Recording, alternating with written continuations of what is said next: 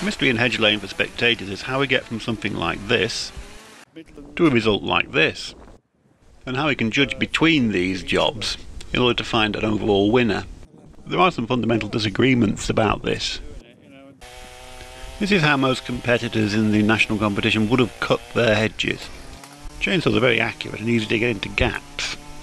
The most important stage of the cutting is when the plant is actually bent over.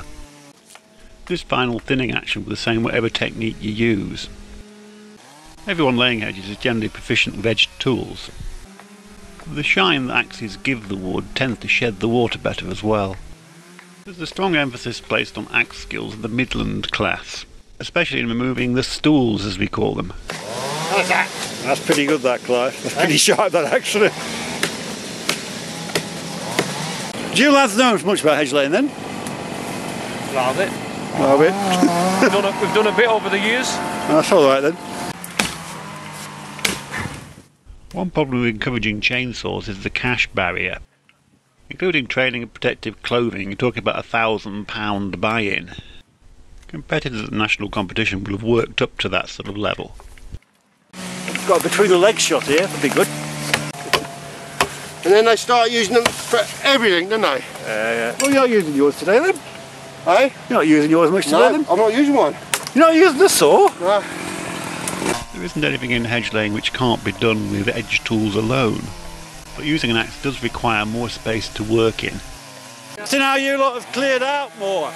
Yeah. Yours is the tidiest work site. Everything's essentially clear to about 3 metres, isn't it? Yeah, well basically we couldn't get into the hedge otherwise.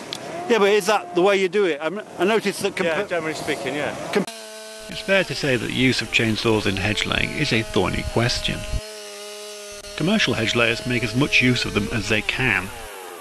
The full compliance with safety regulations doesn't come cheap, so there has to be a payback in terms of increased productivity.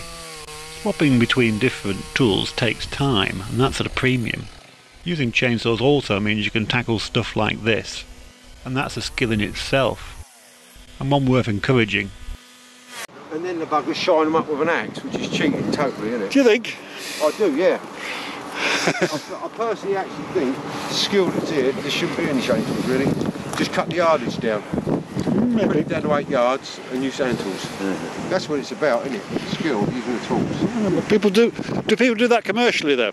No, you wouldn't do it commercially, but then when you're doing it commercially you have to earn money, aren't you? Yeah.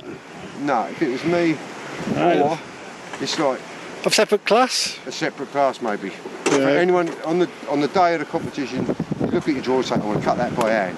The minute you pick up a chainsaw, you're not cutting by hand, you're disqualified from that class. And to be fair, I think Supreme should actually go to being cut by hand. It might be. Because let's face it, any Tom, Dick and Harry, if he knows how to lay a hedge, he can use a chainsaw, can make a good job. But to swing the axe in there and do it by hand is totally different. True. But should you be testing the skills that are used in the field?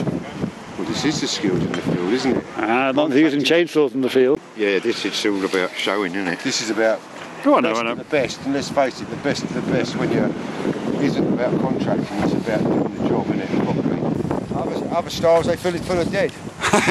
We cut a live edge. Deadwood's another issue, and one we'll draw a veil over for the present.